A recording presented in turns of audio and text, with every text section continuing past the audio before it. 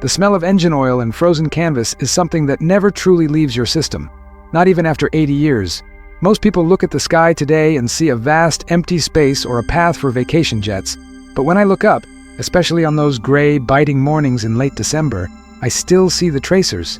I still feel the way the air used to scream past the struts of a plane that should have been in a museum, not in the middle of a godforsaken war. They told me I was crazy for taking that seat, and truth be told, I thought they were right. I was a sergeant then, just a kid from a small town in Iowa who had grown up watching crop dusters and dreaming of something bigger than a cornfield. But there I was, standing in the slush of a makeshift airfield in the Ardennes, looking at a machine held together by hope, wire, and a whole lot of stubbornness. It was a Boeing Stearman, a PT-17 Cadet. In 1944, in a world dominated by the roar of Mustangs and the terrifying whine of the Messerschmitts, that biplane was a ghost of a different era. It was slow, it was yellow, and it was made of wood and fabric. It was obsolete before the first shot of the war was even fired. But that obsolete piece of junk is the only reason I'm sitting here today, telling you this story while my grandkids sleep soundly in the other room. The winter of '44 was a special kind of hell. The humidity in the air didn't just make you cold, it got inside your bones and tried to freeze your soul. We were deep in the woods, the trees heavy with snow, and the German counteroffensive, what they'd later call the Battle of the Bulge, was tearing through our lines like a hot knife through butter. Our air support was grounded. The fog was so thick you couldn't see your hand in front of your face, and the clouds were sitting right on top of the treetops. My unit, the 2nd Infantry Division, was catching the brunt of it. We were low on everything: ammo, food, medicine, and most importantly, information. We needed to get a set of coordinates and high-priority orders to a trapped battalion that was being squeezed in a pincer movement. The radio was dead. The ground was too clogged with Tiger tanks and patrols for a jeep to make it, and every pilot with a real plane was told to stay on the ground because the ceiling was too low for a P-47 or a Lightning to maneuver. That's when my CO, a man who looked like he hadn't slept since the Normandy landings, pointed his cigar at the old Stearman sitting in the corner of the hangar. It was a hack plane, used for ferrying mail or the occasional officer over short distances when the weather was perfect. He looked at me and said, "Sullivan, you're the only one small enough and crazy enough to fly that kite in this soup. Get those papers to the 99th, or they're all dead men by sunset." I remember the way my heart hammered against my ribs as I climbed into that open cockpit. There's no heater in a Stearman. There's no canopy to shield you from the wind. It's just you, the goggles, and the elements. As I hand-cranked that radial engine, the cough and sputter of the cylinders felt like an insult to the high-tech war happening all around us. When it finally caught, and that thick blue smoke filled the air, I felt a strange sense of peace. It was the kind of peace you only get when you realize you've probably just signed your own death warrant. I taxied out onto the frozen mud, the tail dragger bouncing over the ruts, and pushed the throttle forward. The lift came almost instantly. That was the thing about those old biplanes. They wanted to fly. They didn't need 2 miles of paved runway. They just needed a stiff breeze and a bit of nerve. I climbed into the gray abyss, the wind whipping at my face, feeling the bite of the sleet against my skin. I was flying low, maybe 50 feet off the ground, following the contours of the landscape, because if I went any higher, I'd lose the ground in the fog, and if I stayed there, I was a target for every Mauser and MG-42 in the woods. If you're still listening to my story, I'd appreciate if you'd hit that like button and subscribe. It means these memories won't be forgotten. The flight was a blur of white and dark green. I was navigating by instinct, looking for the bend in the river that would lead me toward the pocket where our boys were holding out. The Stearman hummed along at maybe 90 miles an hour. It felt like walking compared to the fighters I'd seen, but in that weather, speed was a liability. The thick air felt like soup, and I could see the frost beginning to form on the leading edges of the wings. I kept my eyes peeled, my neck constantly turning, checking the 6 o'clock position despite knowing that in this fog, I wouldn't see anything until it was already on top of me. Then, the sound changed. Over the steady drone of my own Continental engine, I heard a high-pitched mechanical scream. It was a sound that haunted the nightmares of every GI in Europe, the Daimler-Benz engine of a Messerschmitt Bf 109. I looked up, and for a split second, the fog thinned. Above me, circling like a shark in shallow water, was a gray and green hunter with a yellow nose. He'd seen me. The yellow nose pilots of the Luftwaffe were the elite, the veterans of the Eastern Front, and here he was, looking down at a bright yellow target that looked more like a toy than a warplane. My first thought wasn't, "I'm going to die." It was, "This is embarrassing." I was about to be shot out of the sky by one of the finest fighter planes ever built while I was flying a trainer. I saw him tilt his wings, a graceful, predatory movement, and then he began his dive. I knew I couldn't outrun him.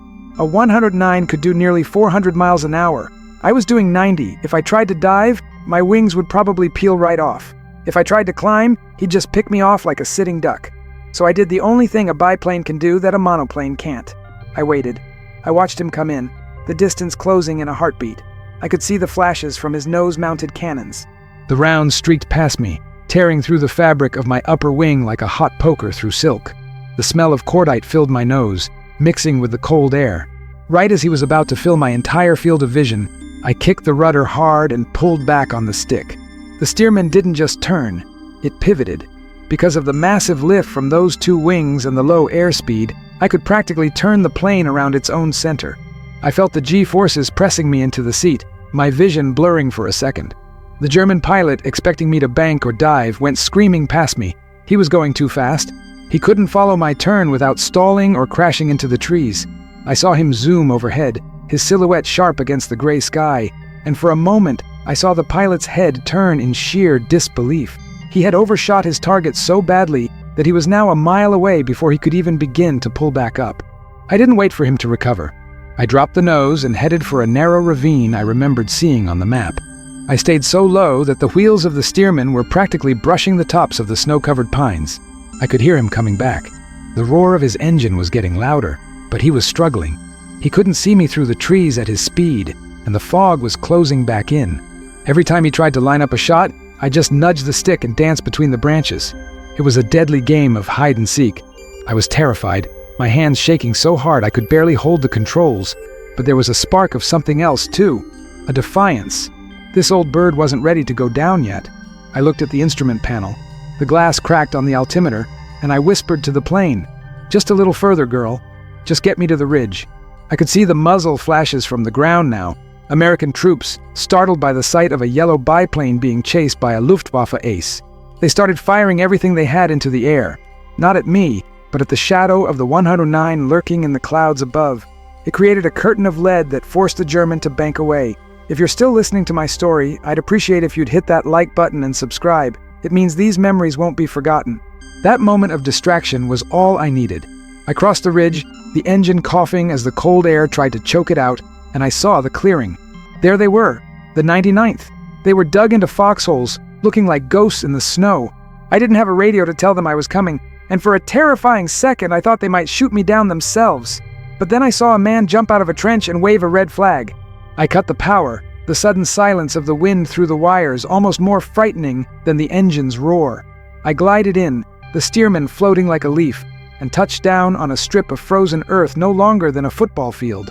I bounced, the landing gear screaming in protest, and came to a stop just feet away from a burnt-out Sherman tank.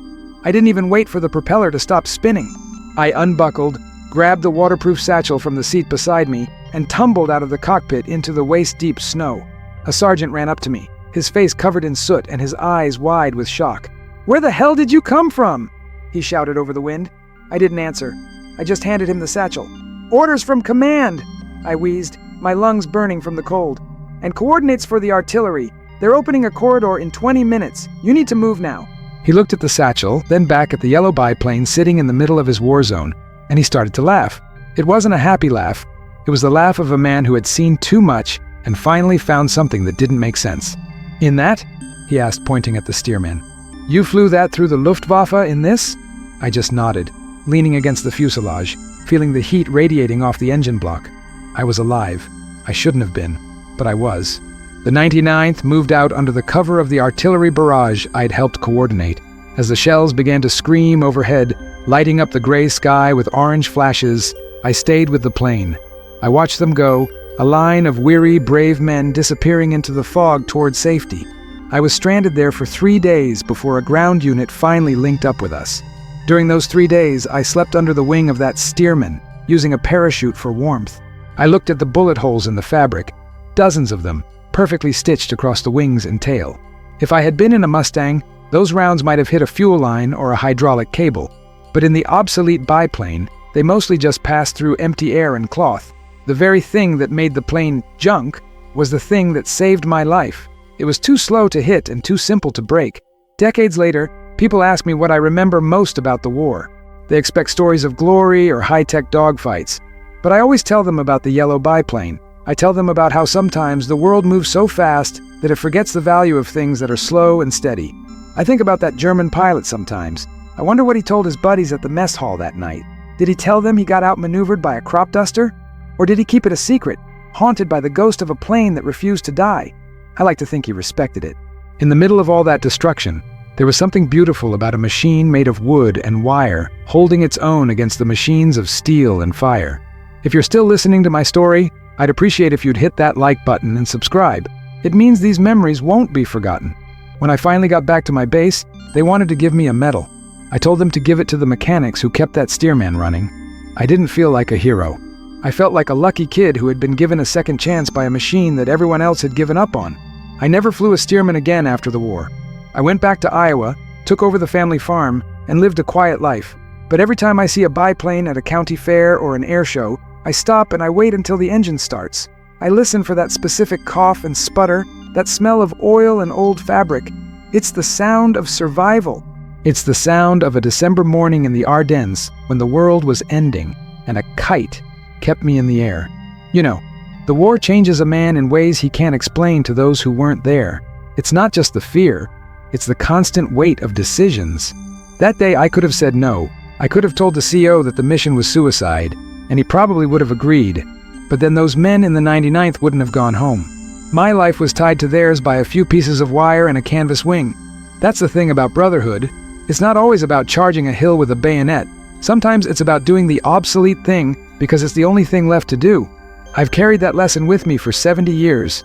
Don't ever let someone tell you you're past your prime or that your ways are too old-fashioned. When the fog rolls in and the modern world fails, it's the old, reliable things that carry you through. I'm an old man now, and most of the men I served with are gone. The airfields we flew from are covered in grass or housing developments. The planes are mostly scrap metal or museum pieces, but the memory of that flight is as clear as the day it happened. I can still feel the vibration of the stick in my hand. I can still see the yellow nose of that Messerschmitt overshooting me, and I can still feel the cold, that deep, biting cold that reminds me I'm still alive. I tell this story not for the glory, but because those men and those machines deserve to be remembered. We were all just trying to make it home, and for one day in 1944, a forgotten biplane was the greatest aircraft in the world. If you're still listening to my story, I'd appreciate if you'd hit that like button and subscribe. It means these memories won't be forgotten. Looking back, I realized that the obsolete label we put on things is often just a matter of perspective. The Luftwaffe pilot saw a target, but I saw a lifeline. My CO saw a last resort, but I saw a chance. We spend so much of our lives chasing the newest, the fastest, and the most powerful, thinking that those things will protect us or make us better. But when everything is stripped away, when the weather is closed in and the enemy is at the door, it's the basic things that matter. Your nerves, your training, and the simple tools you've mastered. That steerman didn't have radar. It didn't have oxygen tanks or bulletproof glass. It just had what it needed to stay aloft. And in the end, that was more than enough. I remember the day I left Europe. I looked out the window of the transport ship and thought about that plane left behind on a muddy field in Belgium. I hoped someone found it and realized what it had done. I hoped they didn't just chop it up for firewood. It deserved better. It deserved to fly in a sky where no one was shooting back. I think that's what we all wanted, really. To find a place where we weren't obsolete or disposable, but just free to be what we were meant to be. I found that back in Iowa. I found it in the soil and the seasons. But a piece of me will always be in that cockpit, 50 feet above the trees, dancing with a ghost in the fog. If you're still listening to my story, I'd appreciate if you'd hit that like button and subscribe. It means these memories won't be forgotten. It's funny how time works. I can't remember what I had for breakfast yesterday, but I can tell you the exact shade of gray the sky was that morning. I can tell you the way the wind felt as it whistled through the flying wires, a high, lonely sound like a flute. I think our minds hold on to the moments where we were most alive, and for me, that was it. Not the day I got my stripes, not the day I came home, but the day I was most afraid and most certain of my purpose. There's a clarity that comes with extreme danger. It strips away all the nonsense and leaves you with the truth. And the truth that day was that I had a job to do, and I had the right tool for it, no matter what the manual said. I want you to think about that the next time you feel like the world is moving too fast for you. The next time you feel like you're being pushed aside for something newer or shinier, remember the yellow biplane. Remember that being obsolete might just mean you're the only one who can do the job when things get tough. It might mean you have a strength that the new world doesn't understand yet. I've lived a long life, and I've seen a lot of things change. I've seen men walk on the moon, and I've seen the world get connected by wires and screens. But the fundamentals of courage and sacrifice, they don't change. They're the same today as they were in that ravine in 1944. I'm glad I finally talked about this. For a long time, I kept it locked away. I thought people would just laugh or wouldn't believe me. But as the years go by, I realize that these stories are the only thing that stays. The medals tarnish, the photographs fade, but the story lives as long as someone is willing to listen. So thank you for listening to an old sergeant talk about his kite. It means more to me than I can say. If you're still listening to my story, I'd appreciate if you'd hit that like button and subscribe. It means these memories won't be forgotten. The sun is starting to go down now, and the shadows on the wall look a bit like the struts of that old PT-17. It's a peaceful thought. I think I'll close my eyes for a bit and imagine I'm back in the air. But this time, the sky is clear, the sun is warm on my neck, and there's nothing but the open horizon ahead of me. No Messerschmitts, no fog, no war, just the flight. That's the way I want to remember it. That's the way it should have been. If you ever find yourself in a situation where the odds are stacked against you, and everyone tells you you're using the wrong tools, just remember Frank Sullivan. Remember that sometimes the obsolete path is the only one that leads home. Keep your eyes on the horizon, keep your hand steady on the stick, and don't let the bastards tell you what you're capable of. You might just surprise them. You might just surprise yourself. Well, I think that's enough for today. My voice is getting a bit thin, and I can hear the kettle whistling in the kitchen. Life goes on, doesn't it? It's a miracle, really. A beautiful, terrifying miracle. I'll see you in the morning, provided the weather holds. And if not, well, I've flown in worse. If you're still listening to my story, I'd appreciate if you'd hit that like button and subscribe. It means these memories won't be forgotten. I'll just sit here a moment longer. The quiet is nice. You don't get much quiet in a war. You forget what it sounds like until it's all you have left. It's a gift. The quiet. Cherish it. Don't take it for granted. Because I know better than most how quickly it can be broken by the scream of an engine or the crack of a rifle. But for now, it's still. And that's enough. You know, looking back at that Stearman, I think about the men who built it. They probably thought they were building a trainer for boys to learn the ropes before moving on to the real fighters. They never intended for that fabric to face down 20mm cannons. I spent my early training days in a place called Randolph Field in Texas. The sun there was a different beast than the winter sun in Europe. It was hot, dry, and smelled like dust and high-octane fuel. We used to call the Stearman the Yellow Peril back then. It wasn't because it was dangerous to the enemy, but because it was a handful for a rookie pilot. It was a plane that demanded you actually fly it. There was no autopilot, no sophisticated trim, just a stick, 2 pedals, and the seat of your pants. My instructor was a man named Miller, a veteran of the First Great War who still wore his old leather jacket like a second skin. He told me once, "Sullivan, a plane with 2 wings has a soul. A plane with 1 wing is just a machine." I didn't understand what he meant until I was hedge-hopping over those Belgian pines with a Messerschmitt trying to turn me into confetti. I remember the way Miller used to make us practice stalls. He'd take us up high, where the air was thin and the world looked like a map, and he'd pull the power back until the engine just whimpered. The nose would drop, the wings would shudder, and for a second, you'd feel that weightlessness in your stomach that tells you gravity is winning. You had to learn to trust the plane to catch the air again. That's what I was doing in the Ardennes, really. I was playing a game of chicken with gravity and the Luftwaffe at the same time. The fog was so thick it felt like flying inside a gallon of milk. I couldn't see the horizon, I couldn't see the landmarks, and I certainly couldn't see the ground until it was nearly too late. I was flying by the vibration of the engine and the pressure of the wind against my goggles. If the wind shifted, I felt it. If the engine skipped a beat, I heard it in my marrow. When I landed in that clearing near the 99th, I didn't just land a plane, I landed a memory. Those boys in the foxholes looked like they'd been dug out of the earth itself. They were covered in frozen mud, their eyes sunken and red from lack of sleep.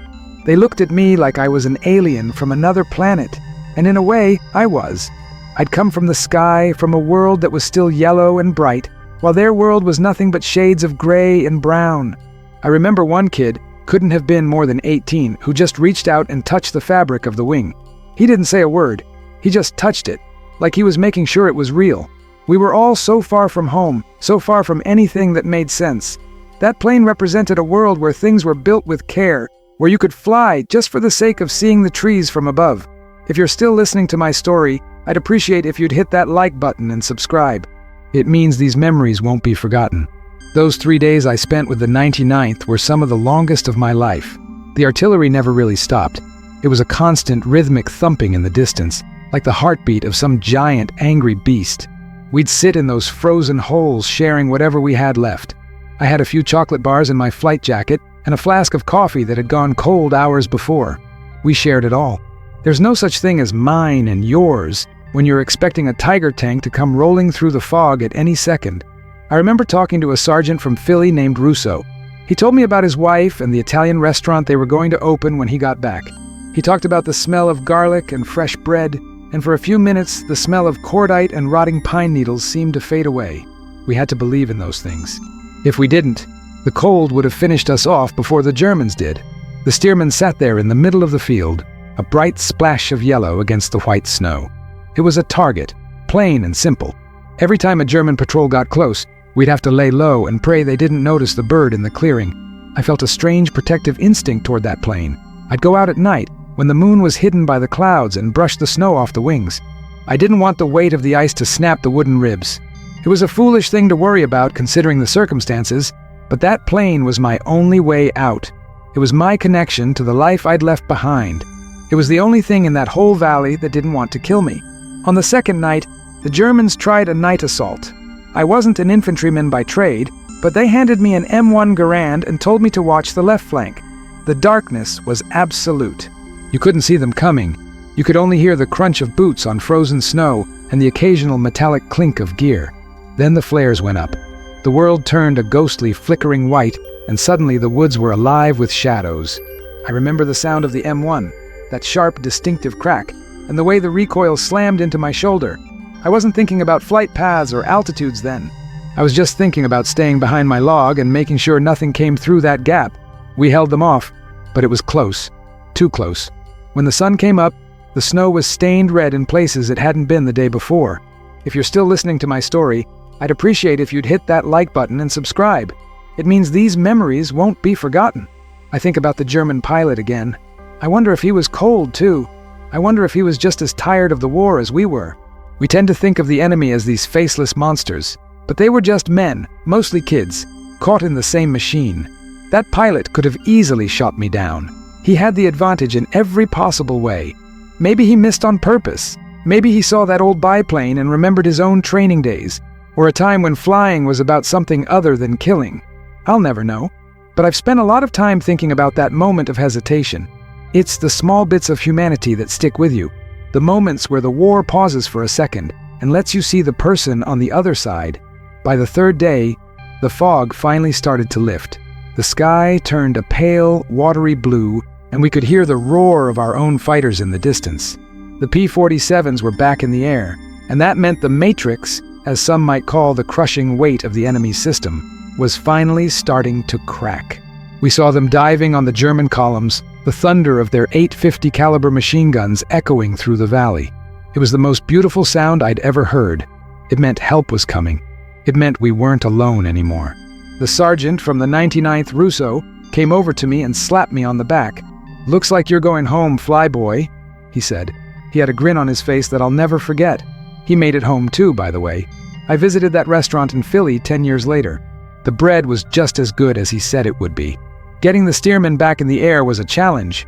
The oil had thickened to the consistency of molasses in the cold, and the engine was stubborn. I had 4 infantrymen helping me prop the engine. We'd pull the blade over and over until our muscles screamed. Finally, with a loud backfire that sounded like a gunshot, the radial engine roared to life.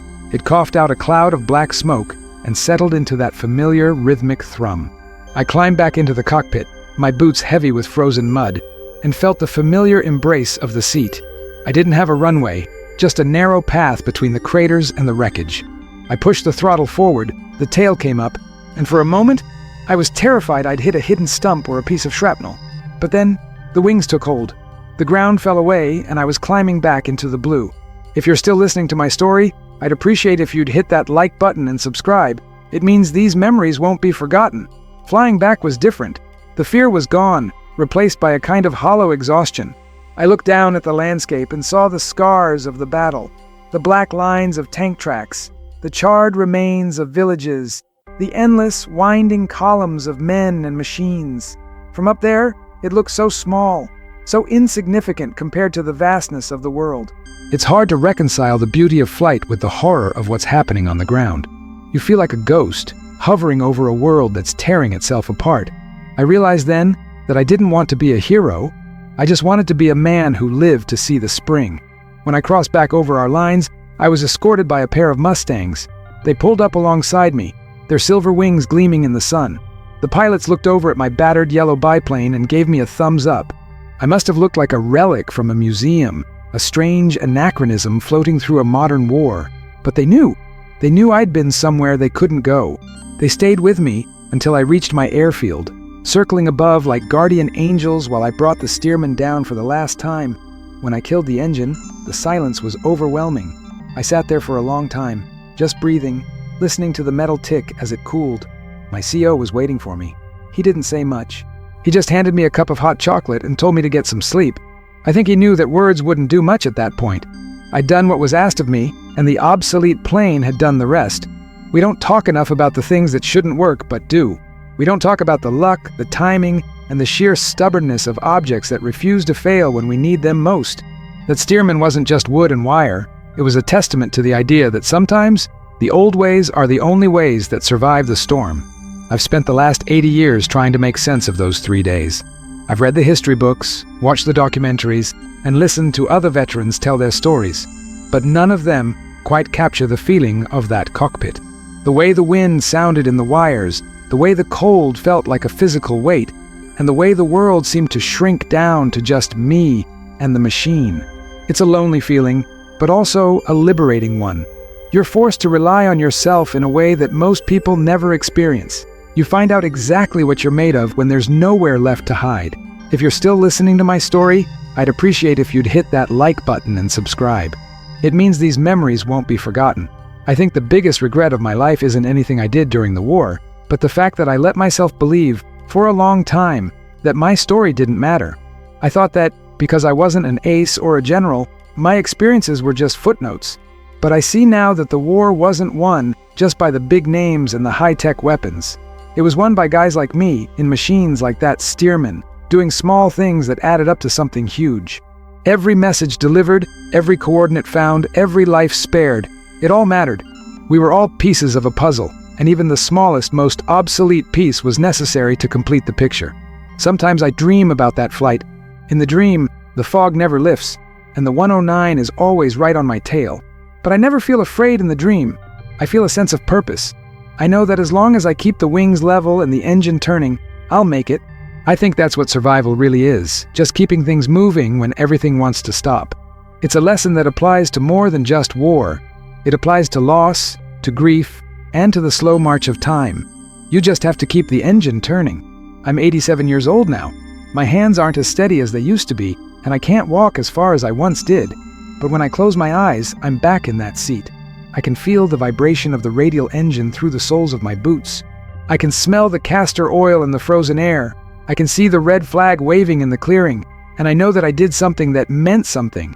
I didn't just survive, I helped others survive too, and I did it in a plane that everyone said was finished. There's a lot of pride in that. Not the kind of pride that shouts from the rooftops, but the quiet kind that keeps you warm at night. If you're still listening to my story, I'd appreciate if you'd hit that like button and subscribe. It means these memories won't be forgotten. I want to tell you about one more moment from those 3 days. It was on the second afternoon, during a lull in the shelling. I was sitting under the wing of the steerman, trying to fix a tear in the fabric with some medical tape I'd borrowed from a medic. A young German prisoner was being led past by a couple of GIs. He couldn't have been more than 17, a skinny kid with a uniform that was too big for him. He stopped and looked at the plane. His eyes widened, and he pointed at the upper wing. He said something in German that I didn't understand, but the look on his face was unmistakable. It was wonder. Pure, unadulterated wonder. For a second, he wasn't a prisoner and I wasn't a sergeant. We were just two people looking at a machine that could fly. I gave him a small nod, and he nodded back before the guards prodded him along. That moment has stayed with me more than the dogfight or the artillery. It was a reminder that the world we build, the systems, the wars, the borders, is all artificial. Underneath it all, we're just people who are fascinated by the same things. We're all looking for a way to rise above the mud and the cold. That kid probably didn't survive the war, or if he did, he's an old man like me now, maybe telling his own grandkids about the yellow plane he saw in the snow. I hope he is. I hope he remembers that moment of wonder as clearly as I do. It's the only thing that makes the rest of it bearable. The steerman taught me that you don't need much to be effective. You don't need the loudest voice or the most expensive gear. You just need to be where you're needed, when you're needed, and you need to do your job with everything you've got. That plane didn't have any armor, but it had heart. It didn't have any guns, but it had a mission. And in the end, that's what carries you through. I've tried to live my life that way ever since. I haven't always succeeded, but I've always tried to remember the lesson of the kite. If you're still listening to my story, I'd appreciate if you'd hit that like button and subscribe. It means these memories won't be forgotten. As the years pass, I find myself more and more drawn to the quiet. I spend a lot of time in my garden, watching the birds. They don't care about obsolete or modern. They just fly. They use the wind and the thermals to go where they need to go. There's a wisdom in that. We spend so much energy fighting against the world, trying to bend it to our will, when often the best thing we can do is just learn to ride the currents. That's what I was doing in that ravine. I wasn't fighting the wind, I was using it. I wasn't fighting the fog, I was hiding in it.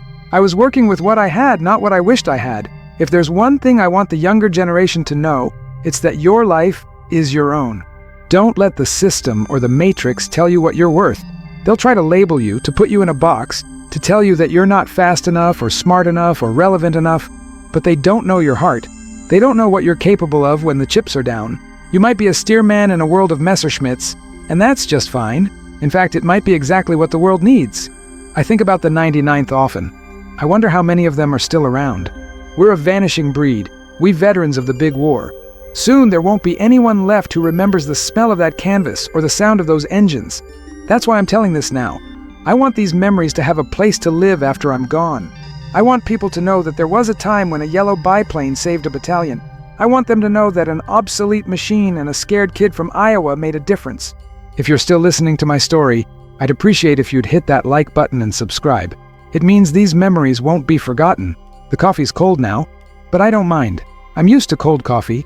It reminds me of those days in the snow. Everything reminds me of those days in one way or another. It's the foundation of everything I am. People ask if I'd do it again, if I could go back. I don't know. The pain was real, and the loss was heavy. But I wouldn't trade that flight for anything. It gave me a perspective on life that I couldn't have gotten any other way. It showed me the limit of my fear and the depth of my resolve. And it showed me the soul of a machine. I've lived through a lot of winters since 1944. Some have been hard, some have been easy, but none have ever been as quiet as that one. It was a silence that felt like it was waiting for something. And maybe it was. Maybe it was waiting for us to figure out what really matters. I'm still working on that even now, but I think I'm getting closer. It's about the people you help, the stories you tell, and the way you face the fog. I remember the day I finally got my discharge papers. I was back in New York, standing on a street corner, watching the people rush by. They were all so busy, so caught up in their own lives. They had no idea what we'd seen over there. I felt like a stranger in my own country. But then I looked up and saw a small plane circling high above. It wasn't a fighter or a transport. It was just a small civilian plane, flying for the joy of it. And for the first time since I'd left for Europe, I felt like I was truly home. If you're still listening to my story, I'd appreciate if you'd hit that like button and subscribe. It means these memories won't be forgotten. I think I'll stop here for a moment. My throat is getting a bit tight. It's funny how talking about it brings it all back so vividly. You'd think 70 years would dull the edges, but they don't. They just make the colors a bit softer. The yellow of that plane is still the brightest thing in my memory.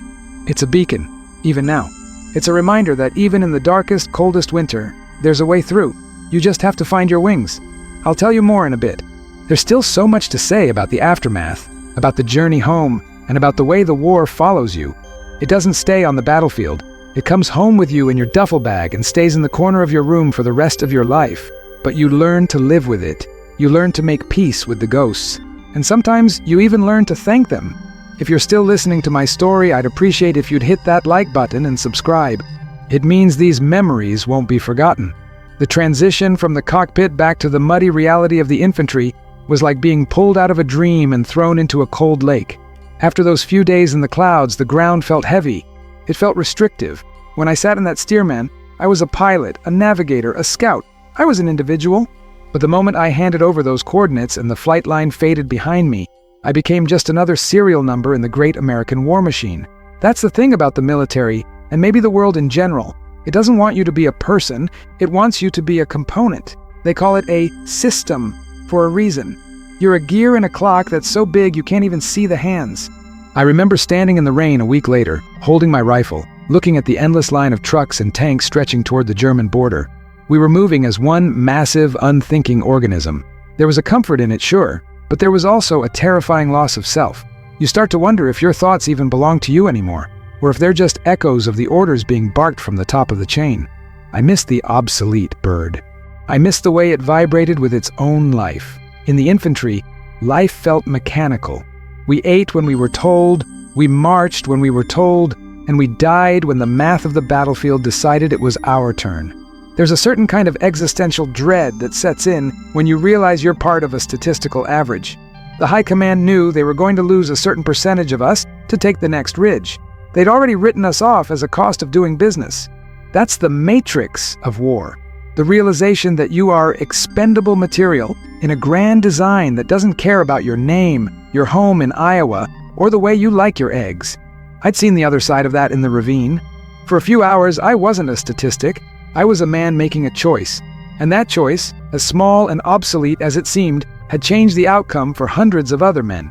But now, back in the ranks, that feeling of agency was being crushed under the weight of the bureaucracy of death.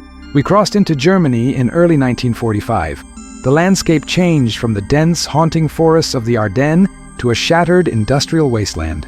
Every town we entered looked like it had been chewed up and spit out by a giant. The smell was different too. It wasn't just wood smoke and pine anymore. It was the smell of pulverized brick, old wallpaper, and the stagnant air of basements where people had been hiding for weeks. I remember walking through the ruins of a city, I think it was Aachen, and seeing a piano sitting in the middle of a street. The house it belonged to was gone, just a pile of rubble, but there was this grand black piano, perfectly intact. I sat down on the bench, my muddy uniform looking like a stain against the polished wood, and I pressed a single key. The note was clear and bright, ringing out across the silence of the graveyard city. It was a reminder that beauty exists even when the system tries to erase it. It was like that yellow biplane, something that didn't belong in a war, yet there it was, refusing to be silent. If you're still listening to my story, I'd appreciate if you'd hit that like button and subscribe. It means these memories won't be forgotten. The deeper we got into Germany, the more the reality of the system became clear. We saw the factories, the massive concrete bunkers, the precision of the German war machine even in its death throes. They were obsessed with efficiency, with the modern way of doing things. Their tanks were technical marvels, their jets were from the future, and their rockets were reaching for the stars. And yet, they were losing. They were losing to a bunch of farm boys and city kids who were often making it up as they went along. It made me realize that the most advanced system in the world can't account for the human spirit. You can build a machine that's perfect on paper, but if the man inside has lost his soul, the machine is just a fancy coffin. I saw it in the eyes of the German prisoners we were taking. They weren't the supermen the propaganda had promised. They were just tired, broken pieces of a broken machine. They had been lied to by their own system, told they were part of something eternal, only to find out they were just fuel for a fire that was finally burning out. There was a day in late March when we stumbled upon a small farmhouse on the outskirts of a forest. We were looking for snipers, moving in that tense, jerky way you do when you know someone might be watching you through a scope. I was leading a small squad, and we kicked in the door of the barn. Inside, there wasn't a sniper. There was an old man, probably 80 years old, trying to feed a cow that was nothing but skin and bones. He didn't even look up when we burst in with our Garands leveled at his chest. He just kept stroking the cow's neck and whispering to it in German. I lowered my rifle and signaled the guys to hold their fire. I looked at that old man, and I saw myself in 40 or 50 years. I saw the end of the line. He wasn't the enemy. He was just a guy trying to keep a piece of his world alive while the storm raged outside. I realized then that the matrix of the war had tried to make me hate him before I'd even met him. It had tried to tell me that his life was worth less than mine because of the color of his flag. But standing there in the hay, smelling the manure and the dust, I knew that was a lie. We were both just survivors. I reached into my pack and pulled out a tin of meat. I set it on a wooden crate near the door and didn't say a word. The old man looked at it, then looked at me, and he gave a tiny, almost imperceptible nod. It was the same nod I'd shared with that young prisoner and the same nod I'd gotten from the Mustang pilots.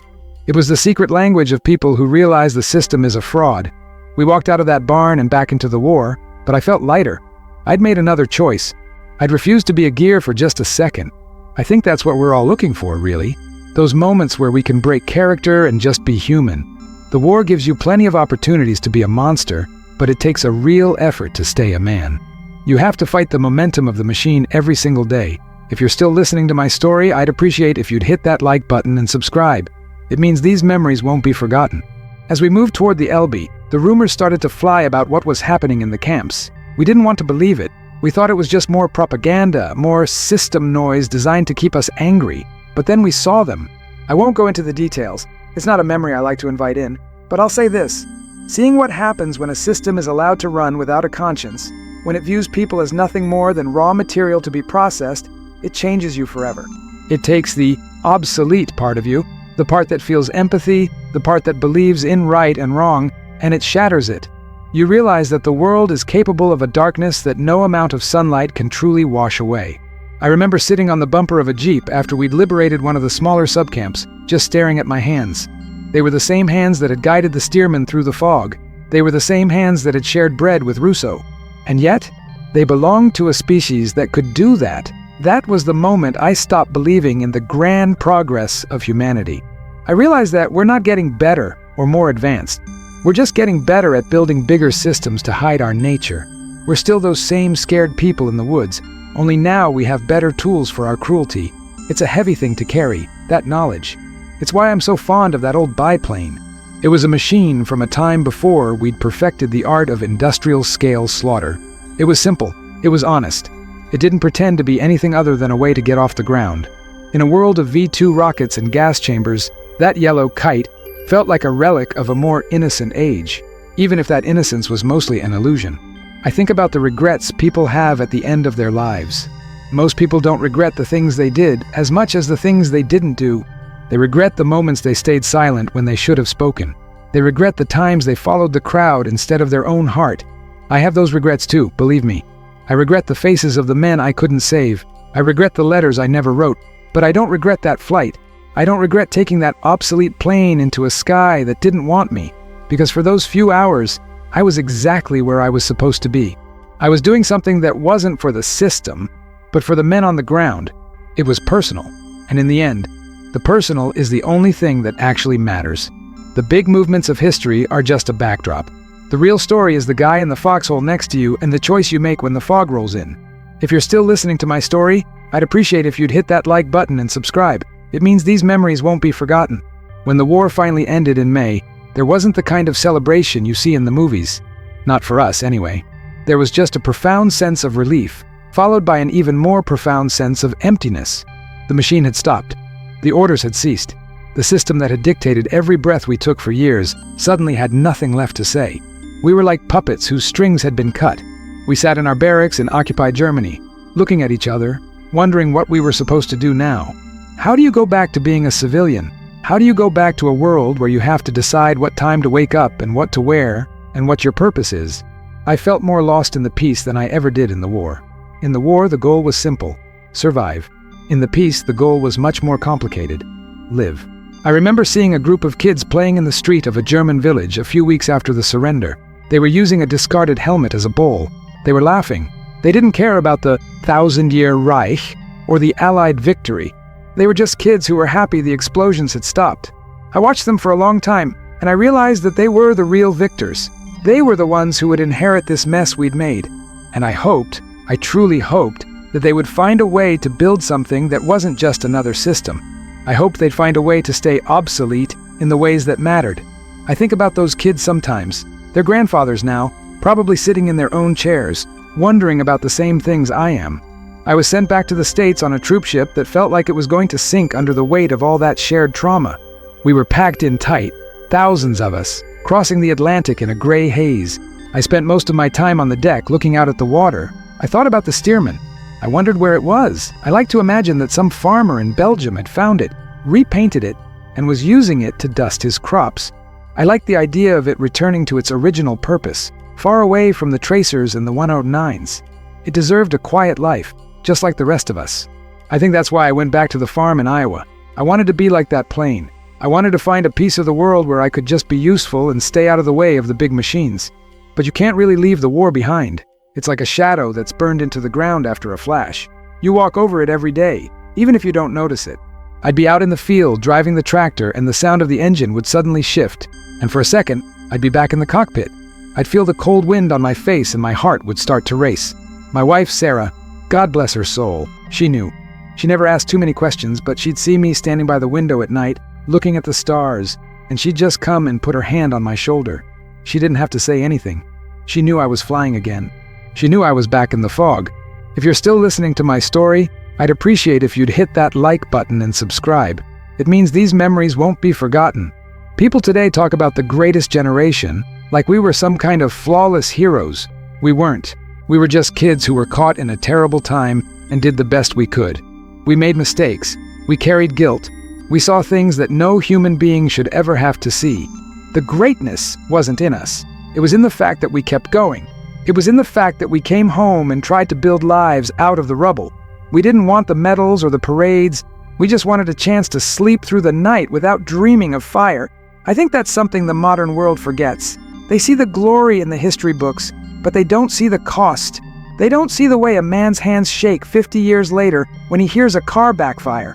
I've spent a lot of my old age thinking about the Matrix, the way society tries to trap us in these roles and expectations. When I was young, the role was soldier.